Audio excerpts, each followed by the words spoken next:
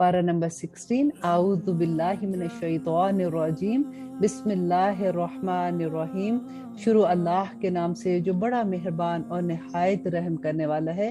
رہی وہ دیوار، سو تھی وہ دو لڑکوں کی جو دونوں یتیم تھے شہر میں، اور تھا اس کے نیچے خزانہ ان کے لیے، اور تھا ان کا باپ ایک نیک آدمی۔ اب غور کیجیے اس بات میں کہ یہاں پہ کیا ہوا تھا کہ ان کا باپ جو تھا، حالانکہ یتیم بچے تھے، باپ فوت ہو چکا تھا، لیکن اس باپ کی نیکی اپنی اولاد کے سامنے کیسے آتی ہے؟